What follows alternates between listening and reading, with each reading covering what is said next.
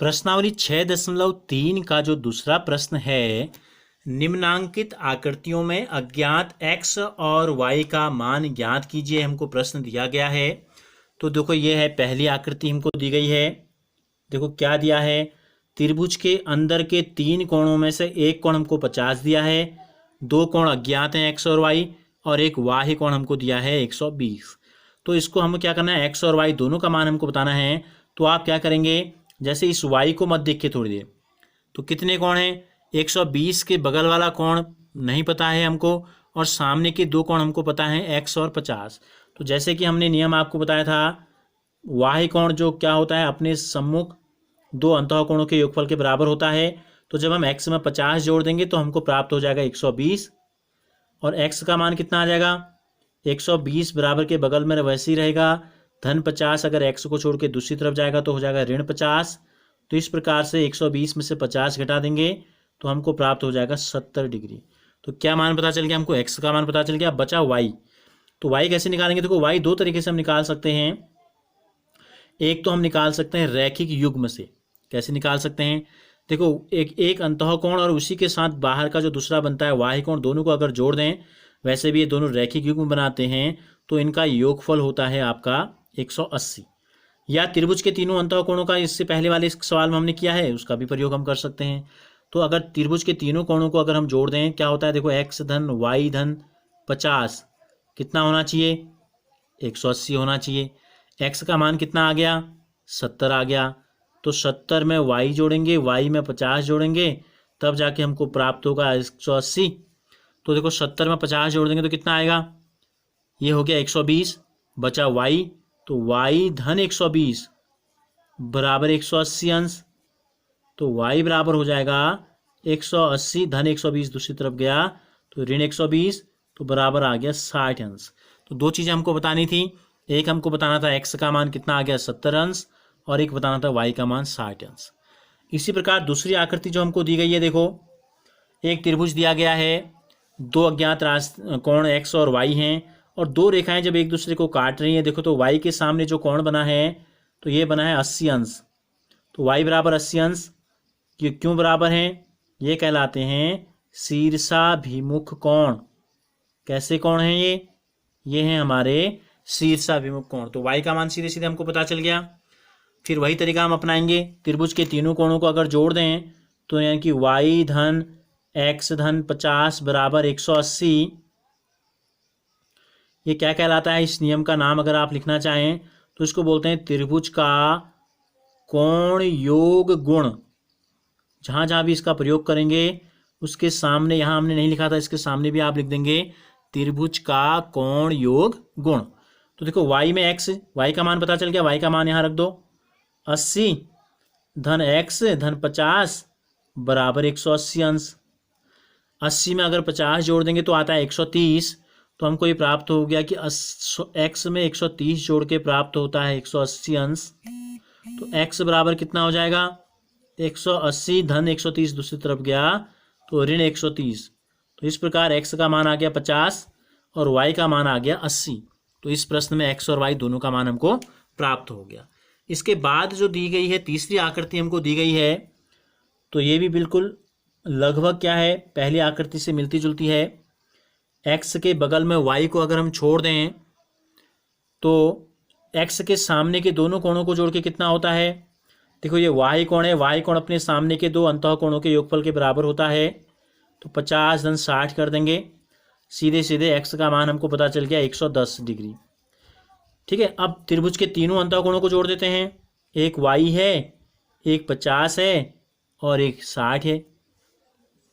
तो y धन 50 धन 60 कितना होगा, 180।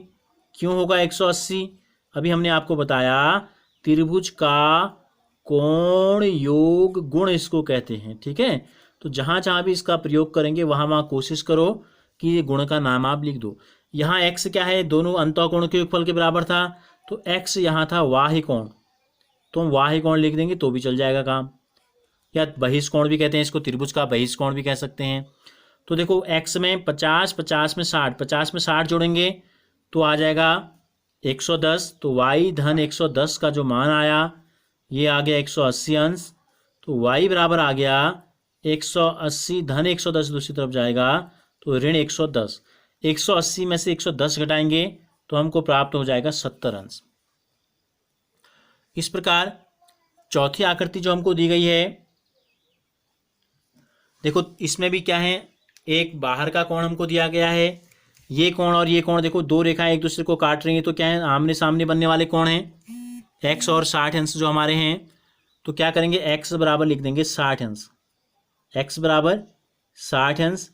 क्यों बराबर है ये, क्योंकि ये आपके हैं शीर्षाभिमुख कोण हैं। कैसे कोण हैं ये हैं हमारे शीर्षाभिमुख कोण। अब अंदर कितने कोण बच गए, एक x 3 ही है, एक y और एक है 30। तीनों कोणों को जोड़ेंगे तो मान आएगा 180 अंश। इसके आगे आपको नियम लिख देना है, त्रिभुज का कोण योग गुण लिख देंगे। ठीक है, त्रिभुज का कोण योग गुण।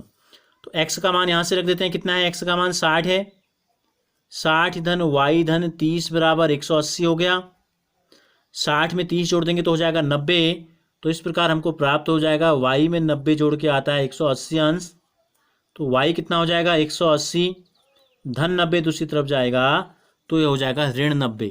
तो y का मान इस प्रकार से आ जाएगा y बराबर 90 अंश। तो y का मान 90 आ गया और x का मान आ गया 60। अगली जो आकृति दी गई है, आकृति नंबर 5 है। देखो इसमें क्या किया है, अंदर के तीनों कोण गायब हैं, कोई भी कोण हमको नहीं दिया गया है। दो कोण x हैं और एक कोण y है। तो पहले तो y बराबर हम 90 लिख लेते हैं। y का मान हो गया हमारा 90। ठीक है, कैसे हुआ, ये शीर्षाभिमुख कोण है। क्या लिख देंगे, इसके सामने लिख देंगे शीर्षाभिमुख कोण। कैसे कोण है ये, या ऊर्ध्वाधर सम्मुख कोण भी हम इसको कहते हैं। अब बच गए दो कोण। देखो दोनों कोण कैसे हैं, दोनों कोण बराबर हैं। तो जिस त्रिभुज की दो कोण बराबर होते हैं तो दो कोणों के सामने की दोनों भुजाएं भी बराबर होती हैं। तो यानी कि इसके सामने की भुजा ये और इसके सामने की भुजा ये दोनों बराबर होंगी, तो ये त्रिभुज कहलाता है समद्विबाहु त्रिभुज। कैसा त्रिभुज है, समद्विबाहु त्रिभुज। तो तीनों को जोड़ देते हैं, x धन x, तीसरा कोण आ गया 90। तीनों को जोड़ेंगे तो हमको प्राप्त हो जाएगा 180 अंश। देखो x और x को 2x हो जाएगा जोड़ के, और y का मान रख देते हैं। अच्छा, y का मान हमने 90 रख दिया है पहले ही, तो 2x बराबर हो जाएगा 180 धन 90 बराबर के दूसरी तरफ गया तो ये हो गया ऋण 90। 2x का जो मान आ गया, यानी कि x का दुगना जो है 180 में से 90 को अगर हम घटाएंगे तो हमको प्राप्त हो जाएगा 90। 2x का मतलब होता है x का दुगना, यानी कि 2 गुणा x है। तो x का जो मान होगा ये हो जाएगा 90 का आधा। ये 2 गुणा में था, यहाँ भाग में आ जाएगा। तो इस प्रकार से x का जो मान हमको प्राप्त होगा ये हो जाएगा x बराबर 45 अंश। क्या हो जाएगा, x का जो मान हो जाएगा ये हो जाएगा हमारा 45 अंश। अब बच गया आपका छठी आकृति जो है।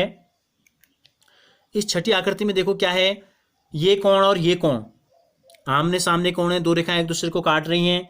तो सबसे पहले तो हमको लिख देना है x बराबर y, और क्यों बराबर हैं, तो इस कोण की का गुण भी हमको लिखना है।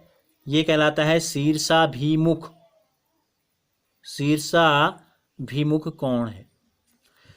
अब ये देखो बाहर का अगर x है तो अंदर का भी क्या होगा, ये वाला कोण, ये भी x हो जाएगा और ये भी x हो जाएगा। शीर्षाभिमुख कोण है तो अंदर के तीनों कोण क्या हो गए, अब x, ये भी x और ये y बराबर x हमने लिख दिया यहाँ।